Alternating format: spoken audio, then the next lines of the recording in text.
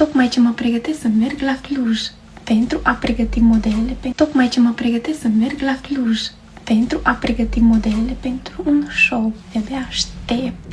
Sunt în mare întârziere. Imediat o să am, așa rămâne salonul după masterclass și după o zi de plecat. În bagajele în mașină și vă plec. Cu casa toată după mine, toate produsele, toate luminile. Urați-mi succes! Bine pornesc la drum. Am ajuns la Cluj. Direct cu doamna designer am intrat și urmează să-i fac machiajul. Îmi iau produsele și să-i dăm bătaie. O zi.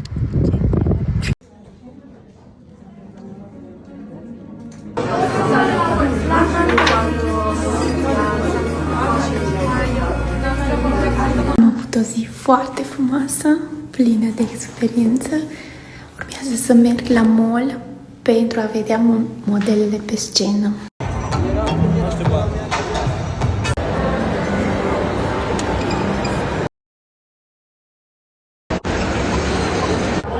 O să cunoașteți 37 de oameni extraordinari prin poveștile de viață pe care le au, pentru că nu sunt contele, adică ele nu se ocupă. Aceste persoane nu se ocupă cu asta, nu defilează în fiecare zi. De aceea vor avea nevoie de încurajările dumneavoastră, pentru că sunt oameni, ca oricare dintre dumneavoastră, cu niște povești de viață minunate, cum vă spuneam.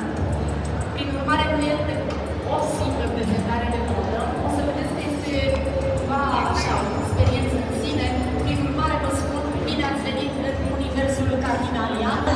Este economist de profesie, dar crede cu tărie că eleganța adevărată vine din interior și că oricât de complicat ar părea o situație, există întotdeauna o soluție.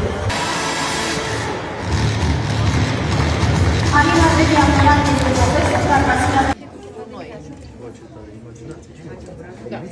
V-ați îmbrăcat mie, trebuie umerașele, o să vă pun hainele pe scaun.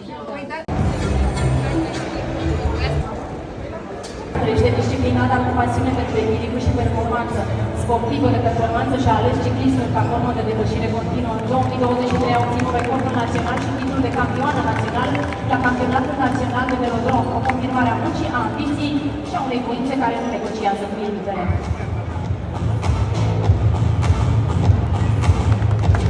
Are voie, locuiește în Sibiu și